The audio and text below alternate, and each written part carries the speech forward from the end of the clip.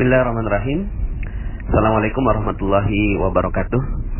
Bagaimana kabarnya sahabat magnet rezeki semua? Semoga selalu dalam keberkahan dan kemuliaan dari Allah Subhanahu wa taala.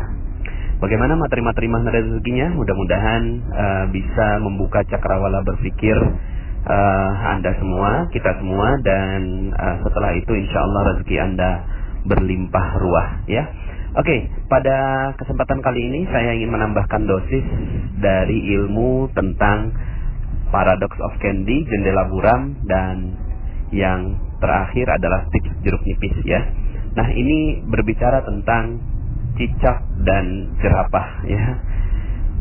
Bapak Ibu, saya suka sekali dengan dua makhluk Allah ini, ya.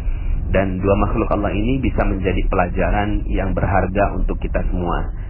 Yang pertama adalah cicak. Cicak ini Allah berikan menjadi makhluk yang kita lihat setiap hari, gitu ya. Jadi dia ada di dinding kita, ada di langit-langit kita, gitu ya. Kemudian ada di rumah kita, ya. Mudah sekali kita lihat makhluk yang satu ini. Uniknya adalah cicak ini makanannya terbang, Bapak Ibu, ya. Makanannya itu nyamuk, sementara dia nggak bisa terbang. Ini kita semua sudah tahu, ya. Tapi coba kita pikirkan betapa Allah Subhanahu wa taala memberikan rezeki yang unik bagi cicak, gitu ya. Cicak nggak bisa terbang. Kalaulah kita jadi cicak, apa yang kita katakan kepada Allah? Ya Allah, ini nggak adil sekali, gitu ya. Kenapa kok rezeki saya malah terbang, sementara saya nggak dikasih bekal yang cukup untuk mengejar makanan saya. Tapi cicak tidak melakukan itu. Dia hanya diam-diam merayap, gitu ya. Kalau kemudian datang seekor nyamuk, ya, datanglah seekor nyamuk. Dan lagu ini bagus sekali, ya. Cicak-cicak di dinding diam-diam merayap, datang seekor nyamuk. Bahwa yang menciptakan rezeki itu bukan kita. Yang menciptakan rezeki itu adalah Allah. Datang seekor nyamuk, ya. Baru kemudian di situ hab. Nah, ilmu hab inilah yang kita pelajari, gitu ya. Ilmu menangkap nyamuknya itu. Tapi sebelum nyampe ke ilmu hab, Bapak Ibu, pernah nggak Bapak Ibu melihat ada cicak yang jatuh, ya, dari langit-langit, kemudian tiba-tiba si cicak ini jatuh ke lantai, ya. Itu nyamuknya udah dikit lagi, Bapak Ibu, ya. Itu lidahnya udah menjulur, gitu ya. Terus kemudian sedikit lagi itu nyamuk kena. Tapi kemudian akhirnya si cicak tidak berhasil menangkap nyamuk dan akhirnya dia terjatuh, Bapak Ibu. Nah, coba kalau seandainya yang jadi cicak sekali lagi adalah kita, apa yang kita lakukan kepada Allah Subhanahu wa taala? Apakah kita mengatakan demikian? Ya Allah, sungguh nggak adil. Pokoknya saya udah frustasi, saya stres, saya udah nggak mau lagi nyari makan. Ya udahlah, pokoknya terserah engkau. Kalau seandainya saya mati, terserah deh, gitu kan? Apakah itu yang kita lakukan? Ya. Dan sayangnya, sebagian di antara kita sering melakukan itu, Bapak Ibu. Ya.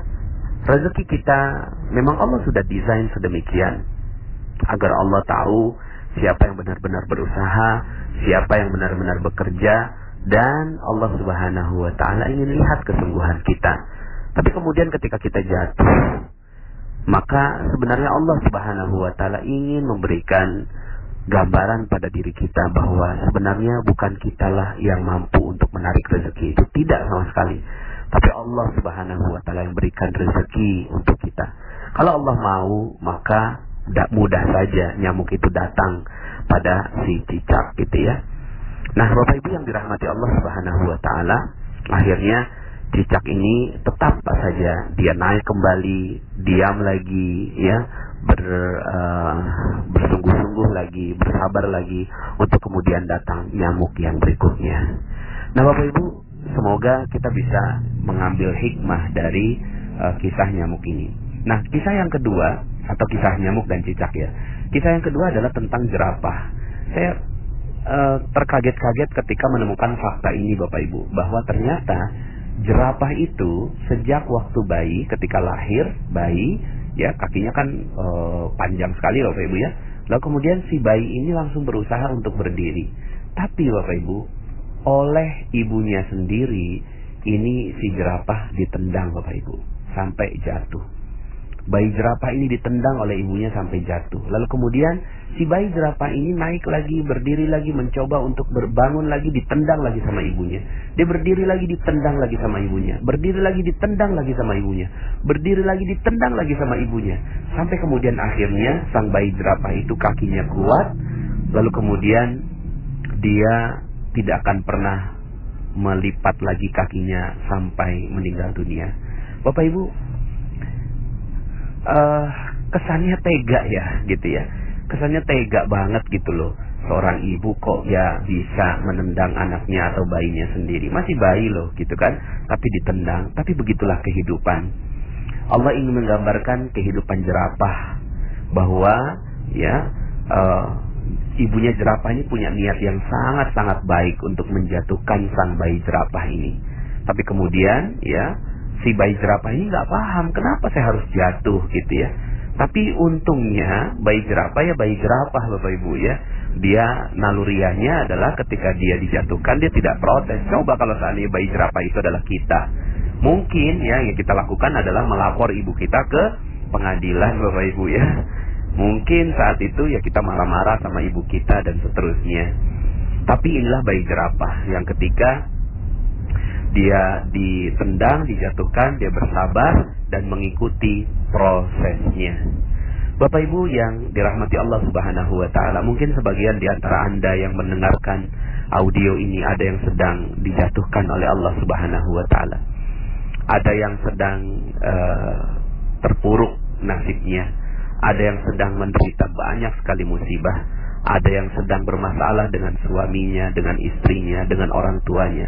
Ada yang bermasalah dengan bisnisnya. Ada yang bermasalah dengan rekan-rekan di dalam perusahaan. Dan seterusnya. Ada yang mungkin uangnya diambil orang, ditipu dalam sebuah bisnis. Dan seterusnya. Bapak Ibu, kalau seandainya Anda menjadi cicak dan menjadi jerapah yang dijatuhkan oleh Allah Subhanahu wa taala, maka betapa bahagianya Allah.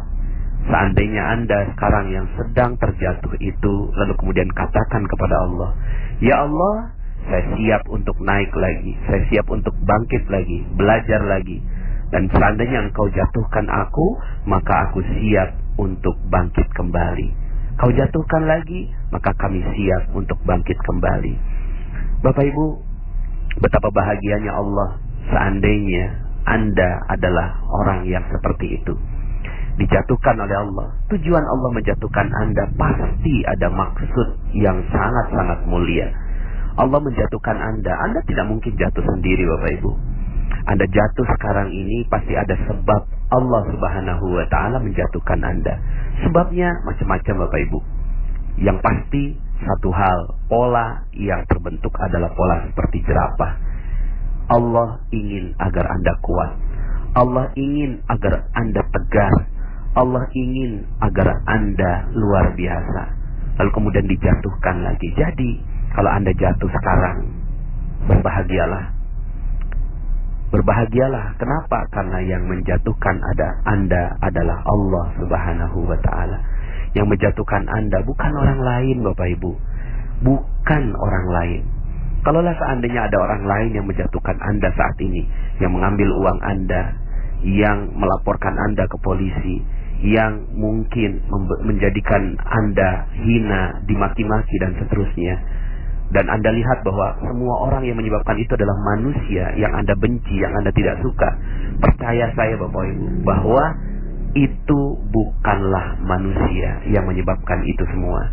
Karena tidak mungkin terjadi hal-hal yang ada di muka bumi ini kecuali atas izin Allah Subhanahu wa taala. Semua terjadi atas izinnya. Semua terjadi atas desainnya.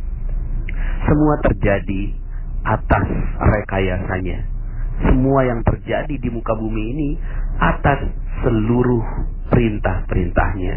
Maka maafkan semua orang yang ada di sekitar Anda. Karena bukan karena mereka Anda jatuh, bukan karena mereka Anda tersungkur, bukan sama sekali.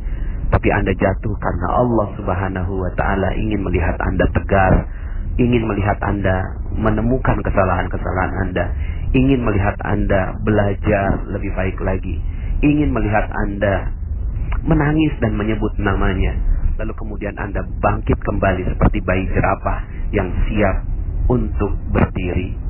Bapak Ibu yang dirahmati Allah Subhanahu wa Ta'ala, sekali lagi, jika Anda sekarang sedang berat, maka nggak usah sirami diri Anda dengan jeruk nipis, Bapak Ibu, ya. Nggak usah, ya. Sudah, lepaskan jeruk nipisnya dan terima kejatuhan Anda sebagai satu paket dari rezeki Anda. Satu paket. Fa inna ma'al usri yusra. Inna ma'al usri yusra. Sesungguhnya bersama kesulitan ada kemudahan. Sungguh bersama kesulitan ada kemudahan. Di balik kesulitan yang sedang menimpa Anda sekarang ini, ada sebuah janji Allah Subhanahu wa Ta'ala yang menginginkan Anda menjadi manusia yang luar biasa. Kuntum khaira ummatin ukhrijat linnas. Kalian adalah sebaik-baik manusia yang dikeluarkan oleh Allah Subhanahu wa Ta'ala untuk manusia yang lain. Maka tunjukkan bahwa Anda adalah manusia yang mulia. Tunjukkan bahwa Anda adalah manusia yang terbaik. Manusia terbaik bukan berarti orang yang gak pernah gagal, Bapak Ibu. Tidak. Manusia yang terbaik bukan berarti orang yang tidak pernah salah. Manusia yang terbaik bukan berarti orang yang tidak pernah berdosa. Tapi manusia yang terbaik adalah ketika mereka melakukan dosa, kesalahan, kelalaian, kehilafan, lalu kemudian mereka bangkit dan berdiri, sekedar meminta ampun kepada Allah Subhanahu wa Ta'ala dan siap untuk menerima kehidupan, babak kehidupan baru yang jauh lebih baik. Saya doakan tulus dari hati saya yang paling dalam agar Anda semua yang mendengarkan audio ini menjadi manusia-manusia terbaik di muka bumi yang siap memberikan karya terbaiknya untuk umat manusia. Terima kasih, saya Nasrullah. Sampai jumpa dalam audio-audio berikutnya. Assalamualaikum warahmatullahi wabarakatuh. Sampai jumpa dalam audio-audio berikutnya. Assalamualaikum warahmatullahi wabarakatuh. Sampai jumpa dalam audio-audio berikutnya. Assalamualaikum warahmatullahi wabarakatuh. Sampai jumpa dalam audio-audio berikutnya. Assalamualaikum warahmatullahi wabarakatuh.